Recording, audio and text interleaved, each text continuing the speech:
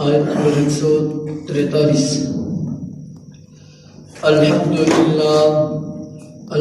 للہ وکفا وسلام علی عباده الذین اصطفى. اما بعد فاعوذ باللہ من الشیطان الرجیم. بسم اللہ الرحمن الرحیم. وَكَذَلِكَ جَعَلْنَاكُمْ أُمَّةً وَسَطًا لِتَكُونُوا شُهَدَاءَ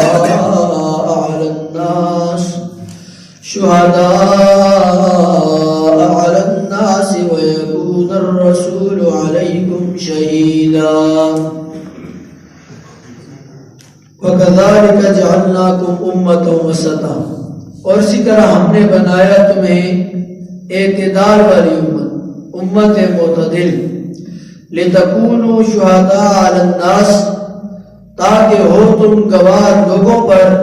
وَيَكُونَ الرَّسُولُ عَلَيْكُمْ شَهِيدًا اور رسول صلی اللہ علیہ وآلہ وسلم ہو گواہ تم پر.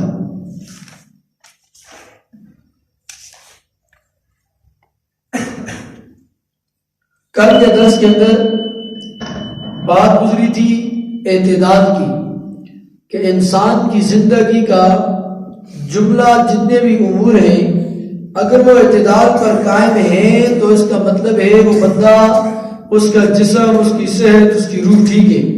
کسی بھی درجے کے اندر اگر بندہ اعتدال سے ہٹ گیا، اعتدال سے اپ ڈاؤن، اوپر یا نیچے ہو گیا، آگے بڑھ گیا یا پیچھے رہ گیا، اعتدال سے دونوں صورتوں کے اندر اس کے خواہ جسمانی حالت ہو یا روحانی، اس کے اندر خرابی پیدا ہو جاتی ہے. دوسرے الفاظ میں یہ سمجھیں کہ ہر حال کے اندر انسان کو ترازو کو برابر رکھنا چاہیے. ہر حال میں انسان کو اپنی سوچ، فکر، ہر اعتبار سے کیا جی جو بات زبان سے نکالے اس اعتبار سے بھی سوچ سمجھ کر، بول کر اور پوری توڑ کر کیا جی انسان بات مجھ سے نکالے کہ یہ ایسا نہ ہو کہ بے اعتدالی کی بات حد سے زیادہ سختی بھی نقصان کر دیتی ہے، حد سے زیادہ نرمی بھی کیا کرتی ہے، نقصان کرتی ہے. اس لیے فرمایا کہ اس امت کا وصف رب کائنات نے بیان فرمایا کہ امت وسط معتدل امت ہے. میں نے آپ سے کل عرض کی تھی کہ جی واقعہ معراج پر نبی کریم صلی اللہ علیہ وسلم نے دودھ کے انتخاب کر کے امت وسط کے انتخاب فرما دیا. اور اسی طرح میں نے آپ سے عرض کی کہ جی اس سے قبل عقائد کے اعتبار کے اندر اعتدال کیا ہوگا. اعتقادی اعتدال کیا تھا کہ یہودی اور عیسائیوں نے عزیر اور عیسیٰ علیہ السلام کو کیا بنا دیا، اللہ کا بیٹا بنا دیا. عقیدے کے اندر بگاڑ پیدا ہوا. موسیٰ علیہ السلام کو بنی اسرائیلیوں نے کہا تم اور دل رب جائے لڑے، ہم تو نہیں جاتے. فرمایا امت محمدیہ ان دونوں اعتقاد سے نہ تو نبی کریم صلی اللہ علیہ وسلم کا ادب اور احترام اور محبت اور شفقت تفصیل سے کل ذکر ہو چکی تھی، صحابہ اکرام جو نبی صلی اللہ علیہ وسلم فرماتے تھے، لیکن پھر بھی اعتدال کا درجہ یہ ہے کہ نبی کریم صلی اللہ علیہ وسلم کو الہ یا معبود کا درجہ نہیں دیا. حکم دیا نبی اسلام نے اپنی جانیں بھی قربان کر دی، لیکن پھر بھی نبی کریم صلی اللہ علیہ وسلم کو کیا جی عبادت کا درجہ اور پوجا کرنے کا درجہ نہ دیا. کیا جس کے اندر عقائد کے اندر اعتدال، عبادات کے اندر اعتدال. میں نے آپ سے عرض کی تھی اعتدال عبادات کے اندر وہ تین صحابہ اکرام جو ہے انہوں نے قسم اٹھائی، نبی اسلام نے ان کو ترتیب بتائی ساری ہوئی آج کہ اعتدال قائم کرو. ایسے ہی عبادات کے اندر کیا جی اعتدال کی بات یہ بھی سمجھیں. عیسائیوں کے ہاں رہبانیت تھی. کیا تھی؟ رہبانیت کسے کہتے ہیں؟ رہبانیت کہتے ہیں کہ بھائی دنیا کے سارے کام کاج چھوڑ کر کچھ بھی نہیں کرنا، بس اپنے آپ کو ایک کمرے میں، ایک غار میں، ایک جنگل میں بند کر دینا، بس اللہ کی عبادت ہی کرتے رہنا اور ہم نے کوئی کام نہیں کرنے جی دنیا کا، صرف اور صرف اللہ کی عبادت ہی کرنی ہے. اسے کہتے ہیں رہبانیت. اسے کیا کہتے ہیں؟ یہ رہبانیت عیسائیت کے اندر تو تھی، اسلام کے اندر رہبانیت نہیں ہے کہ انسان بیوی بچوں کے حقوق، والدین کے حقوق سب کچھ چھوڑ چھاڑ کر کہ جی میں اللہ پر توکل کرتا ہوں اور جا کر جنگل میں بیٹھ جائے، تنہا تنہا اکیلا جا کر بیٹھ جائے. فرمائیے رہبانیت کیا جی اسلام کے اندر شریعت کے اندر نہیں ہے، بلکہ ایک وہ بندہ ایک وہ بندہ کہ جو دنیا کے اندر رہتا ہے، عزیزوری بھی کرتا ہے، پراوری بھی کرتا ہے، گراوری بھی کرتا ہے، اپنی جملہ ضروریات حقوق جو اس کے واجب ہیں وہ بھی پورے کرتا ہے، اور ساتھ فرائض کا اہتمام کرتا ہے۔ فرض جتنے بھی اس کے ذمہ اسلام کے احکامات، اللہ کے احکامات ہیں وہ پورے کرتا ہے، اور ساتھ لوگوں کے ساتھ نین دین ضروریات جتنی بھی امور دنیا خانہ ہیں پورے کرتا ہے۔ ایک یہ بندہ ہے، اور ایک وہ بندہ ہے کہ جو دنیا سے بالکل الگ تھلگ ہو کر وہ پہاڑ کی چوٹی پر کسی غار کی تنہائی کے اندر جا کر بیٹھ گئے، اور وہ ہمارے تک وہاں پر عبادت ہی کرتا ہے، نوافل ہی پڑھتا ہے۔ فرمایا کون سا بندہ افضل ہے دونوں میں سے؟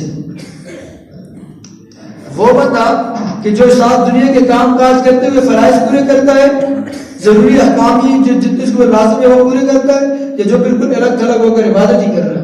فرمایا جو بندہ سارے حقوق پورے کرتا ہے دنیا کا، یہ بندہ افضل ہے۔ کیوں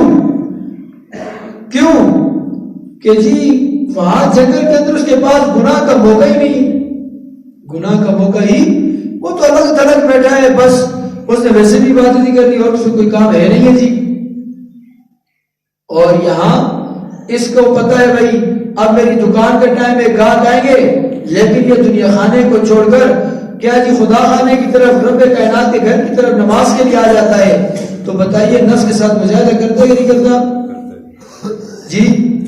ذمہ داری سارے کام کا چھوڑ کر اللہ کے احکامات کو پہلے رکھتا ہے، تو زیادہ مشقت برداشت کرتا ہے کہ نہیں کرتا؟ اسی لیے فرمایا کہ مسجد کی تنہائی میں بیٹھ کر 1000 مرتبہ اللہ اللہ اللہ کہنے سے بہتر ہے کہ انسان ایک گناہ سے بچ جائے۔ تنہائی میں بیٹھ کر اللہ اللہ 1000 مرتبہ کہنے سے بہتر یہ ہے کہ انسان کسی گناہ سے بچ جائے۔ گویا کہ اس دنیانے کے سے گناہ کے موقع ملیں گے، اور یہ سب نے آپ کو بچائے گا، اس کو ثواب پائے گا کہ نہیں پائے گا جی؟ یہ بنیادی بات سمجھا۔ تو عبادات کے اندر اعتدال، عبادات کے اندر ایک مرتبہ نبی کریم صلی اللہ علیہ وسلم آئے جی مسجد نبی کے اندر، دیکھا کہ اوپر جو ہوتی ہے نا برگا کڑی، اس کے ساتھ کیا ہے جی رسی باندھی ہوئی ہے، رسی باندھی ہوئی ہے۔ فرمایا جی کس نے باندھی ہے؟ فرمایا یہ فلاں صحابیہ کی ہے۔ فرمایا اسے کاٹ دو۔ یہ کیوں باندھی گئی ہے؟ فرمایا کہ وہ آتی ہے رات کو عبادت کرتی ہے، جب انہیں نیند آ جاتی ہے تو اس رسی کے ساتھ لٹکتی ہیں، نیند بھاگتی ہے دوبارہ سے عبادت میں مشغول ہو جاتی ہیں۔ فرمایا اس رسی کو کاٹ دو، اللہ نے تمہارے جسم کا، تمہاری آنکھ کا بھی تمہارے اوپر حق رکھا ہے۔ جس وقت تک بشاشت کے ساتھ، خوشی کے ساتھ، آسانی کے ساتھ تم عبادت کر سکتے ہو، نوافل نفلی عبادت تو کرتے رہو، جب نیند یا اوقات آ جائے تو کیا جی آرام فرما لو۔ عبادت کے اندر اعتدال، بات سمجھا رہی کہ نہیں آ رہی ہے جی؟ اگلی بات معاشرتی اعتدال۔ کون سا اعتدال جی؟ معاشرتی اعتدال، معاشرے کے اندر رہنے کے طریقہ کار۔ آپ دیکھیے کہ یہ بے اعتدالی اسلام سے قبل کیسے تھی؟ ایک مشہور جنگ ہے حرب بسوس۔ کیا؟ حرب بسوس، یہ ایک جنگ ہے جو تقریباً 100 سال سے زیادہ لگی ہے۔ 100 سال سے زیادہ یہ لڑائی چلتی رہی ہے، خاندانی دشمنی نسل در نسل چلتی رہی ہے، کئی لوگ قتل ہو گئے اسلام سے قبل زمانے جہالت میں۔ یہ کیوں لڑی گئی تھی پتہ ہے؟ ایک بندے کا اونٹ دوسرے بندے کے کھیت میں چلا گیا تھا، اور اس نے 2-4 کیا جی وہاں سے گھاس کے چھوٹے کھا لیے ہوں گے جی، 2-4 تیلے سے کھا لیے وہاں پر جی۔ اب لڑائی شروع ہوئی، تھوڑا اونٹ بڑے کٹے بھی آئے تھے کیا ہے بھائی، آئے تھے کیا ہے، وہ آئے تھے کیا ہے جی، کھولو پورا 100 سال، اور 100 سال سے بھی زائد لگی رہی ہے، کتنے لوگ اس کے اندر مر گئے جی؟ یہ معاشرتی بے اعتدالی تھی۔ انسان کیا جی چلتے چلتے راستے میں جاتے جاتے ایسے کیا جی شرط لگا رہے تھے، ہاں جی یہ فلاں ہے جی، مثلا جس عورت کے پیٹ کے اندر بچہ ہے یا بچی ہے جی، بس چاک کر دیتے، اپنی شرطیں پوری کرنے کے لیے انسانیت کی جان لے لیا کرتے تھے جی۔ زندہ اونٹ سے کیا ہے جی گوشت کاٹ کے کھا لیا کرتے تھے جی۔ اس درجے کی بے اعتدالی پائی جاتی تھی، معاشرتی بے اعتدالی، کہ انسان کی کوئی وقت قدر و اہمیت نہیں تھی. عورتوں کے ساتھ کیا کہ بدتر قسم کا سلوک کیا جاتا تھا. ان کے معاشرے کے اندر کوئی عزت اور وقار اور مقام اور مرتبہ نہیں تھا. یہ معاشرتی بے اعتدالی تھی. اور دوسری طرف جانوروں کو کیا کرتے تھے جی؟ جانوروں کے لیے اپنی طرف سے جی یار یہ جانوروں کو ذبح نہیں کرتے. کیوں نہیں کرتے؟ یہ بھی تو زندہ ہے، یہ بھی اللہ نے پیدا کی، مخلوق ہے اللہ کی، ان کو ذبح کرتے ہیں، ہم ان کو کیوں ماریں؟ گناہ ہوتا ہے، لہٰذا ہم جانوروں کو ذبح نہیں کرتے. یعنی جس چیز کو اللہ نے حرام کیا ہے اس کو تو وہ نہیں ذبح کر رہے، اور جس کو اللہ نے حرام کیا انسان کو مارنا اسے وہ قتل کر رہے، اس کو پرواہ نہیں کر رہے. یہ معاشرتی بے اعتدالی تھی. اسلام کے آنے کے بعد باپ بھائی بیٹا، ماں بہن بیٹی، اس صورت کے اندر حقوق وضع کیے گئے اور انسان کو اشرف المخلوقات کا درجہ دیتے ہوئے ایک انسان کا قتل پوری انسانیت کا قتل قرار دیا گیا، اور معاشرے کے اندر امن سکون اور اطمینان والا کیا جی معاملہ قائم کرنے کی کوشش کی گئی. اسلام نے معاشرتی اعتدال دیا. جس چیز کو اللہ نے حلال کیا سو وہ حلال ہے، جو اللہ نے حرام کی سو وہ حرام ہے. تو معاشرتی بے اعتدالی تھی. اقتصادی بے اعتدالی، اقتصادی بے اعتدالی کیا تھی؟ ایک طرف آپ یوں سمجھیے کیپٹلزم تھا، غریب کے پسینے کو نہیں اس کے خون کو چوس کر امیر کو مزید امیر سے امیر تر کرتے چلے جانا. کیپٹلزم کیا ہے؟ کہ غریب کی محنت کو استعمال کرتے ہوئے جو اونچا طبقہ ہے، امیر طبقہ ہے، وہ دن بہ دن امیر سے امیر ہوتا جائے گا اور غریب سے غریب تر ہوتا جائے گا. یہ کیپٹلزم تھا. اقتصادی بے اعتدالی تھی. مزدور کو اس کا حق نہیں دیا جاتا تھا، مزدور کو اس کا حق نہیں دیا جاتا. دوسری بے اعتدالی کیا تھی؟ کوئی بندہ اپنے پاس پیسے رکھ ہی نہیں سکتا. پیسے رکھنا کسی کے اپنے اختیار میں ہے ہی نہیں. سوشلزم کا یاد کا جو سسٹم ہے، سوشلزم اشتراکیت، اس کا یہ کیا ہے جی؟ اسلام نے آ کر یہاں پر اقتصادی اعتدال بتا دیا کہ کوئی چیزیں ایسی ہوں گی جو مشترک ہوں گی، وہ بیت المال اور حکومت کے کنٹرول میں ہوں گی، ان کا استعمال کرنا ہی کیا ہے جی حکومت وقت کی ذمہ داری ہوگی. ہاں اپنے لیے اگر آپ نے مال رکھنا ہے، حلال مال کما کر انسان اپنے پاس ضرور رکھ سکتا ہے، جمع ضرور کر سکتا ہے، لیکن مال حلال کا ہو. اور قاعدہ ضابطہ بتا دیا، جب یہ مال جو آپ نے جمع کیا ہے یہ زکوٰۃ کے نصاب کو پہنچ جائے گا، اس میں سے آپ نے غریبوں پر، فقیروں پر، محتاجوں پر، مسکینوں پر، مسافروں پر خرچ کرنا ہے. یعنی اپنے پاس مال رکھ کر غریبوں کی مدد کے لیے زکوٰۃ و صدقات و خیرات کی صورت میں کیا جی ان کے ساتھ ان کو کیا جی عطا کرنا ہے، ان کے ساتھ تعاون کرنا ہے. تو یہ اقتصادی کیا ہے جی اعتدال مجھے اور آپ کو قرآن اور اسلام نے عطا فرمایا. امۃ وسطا وکذالک جعلناکم امۃ وسطا. آج پوری دنیا کے اندر دیکھیے جہاں کہیں بھی نظام چل رہا ہے، جو نظام بھی چل رہا ہے، یہ نظام سارے کا سارا کیوں اوپر نیچے ہو رہا ہے؟ یہ مہنگائی کا بڑھ جانا، یہ جتنے بھی آج کل ہم پریشانیاں دیکھتے ہیں، خواہ کیا جی سیاسیت میں استحکام ہو یا معاشرتیت میں استحکام ہو یا اقتصادیت میں استحکام ہو، اس سب کے پیچھے بنیادی محور وہ ہے، بنیادی وجہ یہ ہے کہ ہم نے اللہ اور اس کے رسول کے قانون اور ضابطے کو چھوڑ دیا. جی آپ جواب دیجئے، آج کل جو ابھی معاشرہ چل رہا ہے کیا یہ زمانے جہالت کے جو عرب معاشرہ تھا اس سے زیادہ کیا گزرا ہے؟ جی آج کے جو معاشرہ یہ قرآن کو موجودہ زمانے میں منسلک کر کے ساتھ جوڑ کر سمجھیں گے تو ہمیں سمجھ آئے گی نہیں قرآن ہمیں موجودہ زمانے میں کیا ایجوکیشن دیتا ہے، کیا سمجھاتا ہے. سارے کا سارا آئیڈیا میرے اور آپ کے لیے یہاں پر موجود ہے. بھائی تو میں عرض کر رہا تھا کہ آج کا جو معاشرہ ہمارا جو معاشرتی بگاڑ ہے، فتنہ فساد ہے، قتل و غارت ہے، جو کچھ بھی ہے، کرپشن ہے، بدعنوانی ہے، رشوت خوری ہے، سب کچھ، کیا یہ زمانے جہالت جو پہلے تھی اس سے زیادہ ہے؟ کوئی یہاں پر بہن بیٹی کم سے کم قدر عزت تو کرتے ہیں ہم جی, کچھ نہ کچھ دوسرے کے لے دے تو کرتے ہیں بھائی. انسان کو کم از کم کچھ نہ کچھ انسان تو سمجھتے ہیں. وہاں تو بے اعتدالیوں کی حد درجے تھی. لیکن اس بے اعتدالی پر ایک ایسی قوم کہ جس کے اوپر کوئی حکومت کرنا بھی گوارا نہیں کر رہا تھا, ان کے اوپر جب رب کائنات کے پاک پیغمبر صلی اللہ علیہ وسلم نے محنت فرمائی, ان کے دلوں پر محنت ہوئی, ان کے معاشرے کے اندر قرآن کے احکامات کو لاگو کیا گیا, تو ایک ایسا معاشرہ بنا کہ قیامت تک اس کی مثال کوئی پیش نہیں کر سکتا. آج بھی ہم قرضے سے, رشوت سے, چوری سے, قتل و غارت سے, جتنی بھی چیزوں سے اگر ہم نجات چاہتے ہیں تو ہمیں چاہیے کہ ہم دوبارہ سے اسلام کے احکامات کی طرف آ جائیں. بات سمجھ آ رہی کہ نہیں آ رہی جی؟ یہ بنیادی معاملہ ہے. وہ شیخ سعدی شیرازی رحمہ اللہ نے ایک واقعہ لکھا ہے, فرماتے ہیں میں چھوٹا سا تھا تو میں کھڑا ہوا تھا باہر اپنے دروازے میں, تو میرے ہاتھ کے اوپر سونے کی انگوٹھی تھی. اتنے میں ایک ٹھگ آیا, چور. وہ آیا, اس نے مجھے کہا بیٹا یہ تمہارے ہاتھ میں کیا ہے؟ میں نے کہا انگوٹھی ہے. کہا اچھا اسے نکالو. میں نے نکالی تو کہا اسے منہ میں ڈالو. کہتے میں نے وہ سونے کی انگوٹھی منہ میں ڈالی تو مجھے کہا تو کوئی میٹھا ہے, کوئی ذائقہ شائقہ ہے, کوئی میٹھی لگی ہے؟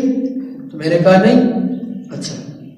اس نے اپنے جیب سے اس زمانے کی جو ٹافی ہوگی, ریوڑیاں یا جو چیز بھی تھی نکالی اور میرے ہاتھ میں 3-4 تھما دی اور کہا اب یہ کھاؤ. کہتے جیسے ہی میں نے وہ منہ میں ڈالی تو وہ تو بڑی میٹھی تھی. بچہ ہوتا ہے. کہتے میں نے کہا یہ تو زبردست چیز ہے بھائی. تو اس نے 2-4 اور نکال کے دی اور مجھ سے وہ سونے کی انگوٹھی لے کر چلا گیا. میں بھی خوش ہو گیا, او جی منہ کی ٹافیاں تھا گئی ہیں. لیکن بعد میں جب میٹھے کے بعد منہ کی کڑواہٹ آئی اور جب سمجھ آئی تو مجھے جب پتہ لگا کہ بھائی اس انگوٹھی کے عوض میں لاکھوں ٹافیاں خرید سکتا تھا, اس نے 2-4 ٹافیاں دے کر وقتی منہ کا مزہ اور لذت دے کر مجھ سے وہ کیا جی سونے کی انگوٹھی لے لی.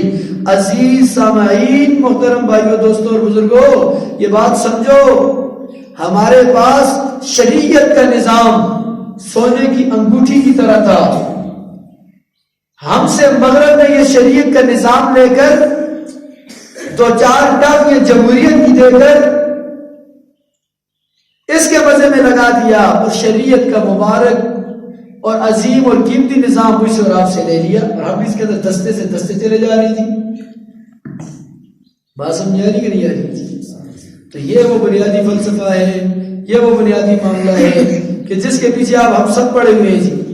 یہ تو ایک ہوتی.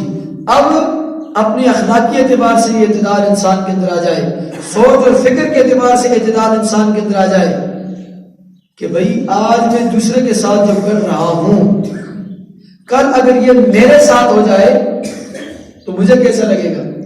دوسرے کو جب ہم کوئی بات کرتے ہیں تو سوچیں یہ بات میں دوسرے کو تو کر رہا ہوں, لیکن کل اگر یہ بات مجھے سننی پڑ جائے تو میرے اوپر کیا اثر ہوگا. اگر میرے اوپر اچھا اثر ہوتا ہے ٹھیک ہے, دوسرے کو نہیں کریں, اور خود برداشت نہیں کر سکتے تو دوسرے کو بھی ہر اعتبار کے اندر کیا جی اعتدال, بیلنس کو اپنے کیا جی تھامے رکھے اپنے ہاتھ میں جی. تو امت وسطا, درمیانی درجے کی امت, بھائی امت معتدل امت, لتکونوا شہداء علی الناس, تاکہ تم گواہ ہو لوگوں پر. تمہیں امت وسط بنایا ہم نے, اعتدال والی امت. کیوں؟ شہداء علی الناس, تم لوگوں پر گواہی دو. امت محمدیہ پہلی امتوں پر گواہی دے گی. قوم صالح کہے گی ہمیں تو کسی نے دعوت نہیں دی, یہ امت محمدیہ کہے گی نہیں تمہیں دعوت صالح علیہ السلام نے دی تھی. قوم لوط انکار کرے گی, امت محمدیہ کہے گی نہیں تمہیں حضرت لوط علیہ السلام نے دعوت دی تھی. قوم عاد انکار کرے گی, فرمائے کہ نہیں تمہیں کیا جی حود علیہ السلام نے دعوت دی تھی. اب یہ سارے کے سارے صالح علیہ السلام, اب یہ سارے کے سارے کیوں؟ اب دیکھیں میں آپ سے ایک مثال لے لیتے ہیں. گواہی بندہ کب دیتا ہے؟ جب دیکھتا ہے. گواہی کب دیتا ہے؟ ہم نے پہلی امتوں کو دیکھا ہے؟ بولو. موسیٰ علیہ السلام کی قوم تاڑی ہے سر سن, عیسیٰ علیہ السلام کی قوم تاڑی ہے, لوط علیہ السلام کی قوم تاڑی ہے, تو پھر گواہی کس نے دے سکتا؟ ہم نے ان کے واقعات قرآن مجید میں پڑھے، اور قرآن مجید ایک ایسا عظیم ذریعہ اور سبب تھا کہ جس کے اندر سے، جس کی وجہ سے، جس کے سبب سے جو بات پتہ چلے وہ کبھی بھی غلط ہو سکتی نہیں ہے۔ ہم نے قرآن مجید کے اندر پڑھا کہ صالح علیہ السلام نے اپنی قوم کو دعوت دی، موسیٰ علیہ السلام نے اپنی قوم کو دعوت دی۔ اب جب قیامت کے دن قوم انکار کرے گی، ہم قرآن اللہ کے کلام پر اعتماد کرتے ہوئے کہیں گے نہیں تم جھوٹ بول رہے ہو، انبیاء نے تمہیں آ کر دعوت دی تھی۔ یہ قوم سابقہ قوموں پر گواہی دے گی، وَيَكُونَ الرَّسُولُ عَلَيْكُمْ شَهِيدًا، اور انبیاء رسول ان پر گواہی دیں گے، نبی کریم صلی اللہ علیہ وسلم اس پر گواہی دیں گے کہ ہم نے کیا جی نے دعوت دی تھی۔ بات سمجھ آ گئی؟ یہ نہیں ہے وہ انسانیت نہ عقل، ہیومن رائٹس کے بہت سارے لوگ نام لیتے ہیں، اعتدال کی بات ہو رہی ہے نا، اعتدال کی انسانیت کے اندر آج کل انسانی حقوق کے اندر جو اعتدال کیے جا رہے تھے، انسانیت وہ کیا کہتے ہیں؟ آدمیت لحم و شحم و پوست نیست، آدمیت جز خدائے دوست نیست۔ یہ گو کو ایک بندہ تھا نا، چراغ بیٹری لے کر دن کے ٹائم پہ بازار کے اندر گھوم رہا ہے، وہ کسی نے اس سے پوچھا کیا کر رہے ہو؟ اس نے کہا انسان ڈھونڈ رہا ہوں، انسان۔ اس نے کہا اتنا بڑا بازار ہے شنکیاری کا، یونیورسٹی کا، تمہیں کیا اس کے اندر انسان نظر نہیں آتا؟ یہ ساری دنیا کی خدا کی مخلوق سارے انسان ہیں۔ تو اس نے کہا آدمیت لحم و شحم و پوست نیست، آدمیت جز خدائے دوست نیست۔ آدمیت خون گوشت اور ہڈیوں کا نام نہیں ہے، خون گوشت اور ہڈیوں کا نام انسانیت نہیں ہے۔ آدمیت نام ہے اللہ کی بندگی کا۔ جو اللہ کا دوست نہ بن سکے، جو اللہ کی اتباع نہ کر، اللہ کے احکامات کی پیروی نہ کر سکے، اللہ کے حکموں کو نہ پورا کر سکے، فرمایا وہ آدمیت کے لانے کا لائق نہیں ہے۔ بات سمجھ آ رہی نہیں آ رہی؟ تو فرمایا یہ انسان کی شکل میں، انسان کی شکل میں یہ ضرور پھر رہے ہیں، لیکن انسانیت سے آ رہی ہے۔ انسانیت سے کیا ہے جی؟ آ رہی ہے۔ بات لگی ہوئی ہے، ایک بات اور بھی سنتے چلے جاتے ہیں جی انسانیت کی اوپر نا، پھر اگلی بات میں کرتا ہوں کہ یہ مضمون سمجھ لیں۔ انسانیت، یہ تو نبی کریم صلی اللہ علیہ وسلم کی دعا ہے کہ اللہ میری امت کی شکلوں کو مسخ نہ کرنا، میری امت کی شکلوں کو نہ بگاڑنا، وگرنہ ہم میں سے کوئی کیا سے کیا بنا ہوتا۔ انسان جب انسانیت کے درجے سے نکلتا ہے، انسان جب انسانیت کے درجے سے نکلتا ہے تو پہلے وہ کبوتر اور مرغی بنتا ہے، صفت کے اعتبار سے کیا بنتا ہے؟ جب انسان انسانیت سے نکلتا ہے نا جی، تو پہلے کیا بنتا ہے؟ کبوتر اور مرغی بنتا ہے۔ کیسے؟ کبوتر اور مرغی ہے، اپنے مالک نے چوک ڈالی ہے، کسی اور نے ڈالی، اسے اس کی پرواہ، اس کا اپنا پیٹ بھرنا ہے، اپنے مال سے بھرے یا بیگانے مال سے بھرے، اس کا پیٹ بھرنا چاہیے۔ انسان جب اپنے اور دوسرے کے مال کے اندر تمیز نہ کرے، ظاہر شکل و صورت کے اندر اگرچہ وہ انسان لگے، لیکن ہر بندہ سمجھ لے جو ایسا کرتا ہے کہ میں انسان نہیں رہا، میں مرغی اور کیا جی کبوتر بن گیا ہوں، یہ میرا مقصد پیٹ بھرنا ہے، دوسرے کے مال کا حلال اور حرام کی تمیز میرے اندر باقی۔ جب ذرا انسان انسانیت کے درجے سے اور گر جاتا ہے تو دوسرے درجے میں یہ درندہ بن جاتا ہے۔ کیا بن جاتا ہے؟ درندہ۔ یہ بھیڑیا بنتا ہے، یہ شیر بنتا ہے۔ شیر بازی والا شیر نا، درندے والا شیر، کتے والا شیر، کتے والا درندہ بن جاتا ہے جی۔ کیا دیکھیے، بھیڑیا، ریچھ، شیر، یہ دوسرے جانور کی جان لے لیتے ہیں، مقصد کیا ہوتا ہے؟ اپنا پیٹ بھرنا۔ دوسرے کی پہلے والے نے کیا کیا؟ مال لے لیا، مقصد پیٹ بھرنا۔ جب انسانیت سے مزید گرا تو دوسرے کی جان بھی جاتی ہے تو جائے، لیکن میرا پیٹ آج بھائی بھائی سے لڑ رہا ہے زمین کی خاطر، ایک ایک درخت کی خاطر، ایک ایک فٹ کی خاطر، اور قتل پہ قتل کیے جا رہے ہیں۔ انسان کی درندگی کی یہ انتہا ہے کہ دوسرے کی جان بھی جاتی ہے جائے، لیکن میرا پیٹ بھر جائے۔ تو گویا کہ انسان نہیں پھر رہا، انسان کی شکل میں یہ درندہ، یہ کتا، یہ بھیڑیا، یہ ریچھ پھر رہا ہے۔ اور جب انسان انسانی کے درجے سے مزید گرتا ہے تو تیسرے درجے میں جا کر یہ سانپ اور بچھو بنتا ہے. کیا بنتا ہے؟ سانپ اور بچھو بنتا ہے. یہ سانپ اور بچھو کیا ہے؟ یہ بچھو جو ہوتا ہے نا ٹھواں، یہ کسی کو جب ڈستا ہے، کاٹتا ہے، ڈنگ مارتا ہے، اس کو کوئی خوراک حاصل ہوتی ہے؟ سانپ جب کسی کو ڈستا ہے، کاٹتا ہے، تو کیا اسے کوئی خوراک حاصل ہوتی ہے؟ اس کے پیٹ میں کوئی خون جاتا ہے، کوئی گوشت جاتا ہے، کوئی ٹکڑا خون کا جاتا ہے، کوئی غذا جاتی ہے؟ نہیں، صرف دوسروں کو تکلیف دینے میں سے مزہ آتا ہے. کیا ہوتا ہے؟ مجھے کوئی فائدہ نہیں ہے، مجھے تو کوئی فائدہ نہیں ہے کہ دوسرے کو تکلیف میں ڈالنے کا، لیکن دوسروں کو تکلیف میں دیکھ کر مجھے مزہ آتا ہے. ہاں، جب انسان انسانیت کے درجے سے نکلا، تیسرے درجے پہنچ جائے، یہ سانپ اور بچھو بن گیا. اگرچہ بظاہر یہ شکل انسانی پھر رہا ہے، اگر کسی کے اندر ایسی صفت پائی جا رہی ہے جو دوسروں کی تکلیف پر خوش ہوتا ہے، یا دوسروں کو تکلیف میں دیکھ کر خوش ہوتا ہے، یا دوسروں کو فضول نکمی تکلیف دینے کی کوشش کرتا ہے، فرمایا یہ سانپ اور بچھو ہے، یہ انسان نہیں. سمجھ میں آ گیا آپ کو؟ اب آئیے، آج کل ہیومن رائٹس کے نام پر جو تنظیمیں بنی ہوئی ہیں، انسانیت کے حقوق پر جو تنظیمیں بنی ہوئی ہیں، ان کو فلسطین کے مظلوم مسلمانوں کا خون نظر نہیں آ رہا. 7 سمندر پار آنے والے، سرزمین افغانستان پر حملہ کرنے والے خود کو کیسے ہیومن رائٹس کا نمبردار کہہ سکتے ہیں؟ خود کو کیسے انسانیت کا محافظ کہہ سکتے ہیں؟ بات سمجھا کہ نہیں؟ سبل جاؤ مسلمانوں، سبل جانے کا وقت آیا، بہت سوئے ہو تم، اب ہوش میں آنے کا وقت آیا. اللہ اکبر. وَكَذَلِكَ جَعَلْنَاكُمْ أُمَّةً وَسَطًا، اور اسی طرح ہم نے تم کو معتدل امت بنا دیا. لِتَكُونُوا شُهَدَاءَ عَلَى النَّاسِ، تاکہ تم گواہ ہو کن پر جی لوگوں پر. وَيَكُونَ الرَّسُولُ عَلَيْكُمْ شَهِيدًا، اور رسول کریم صلی اللہ علیہ وسلم تم پر گواہی دینے والا ہو. وَآخِرُ دَعْوَانَا وہ اعتدال سمجھ میں آیا کیا ہے؟ اعتدال سمجھ میں آئے اور اس عمل کر سو انشاءاللہ. اللہ پاک سمجھنے دی عمل کرنے کی توفیق عطا فرمائے.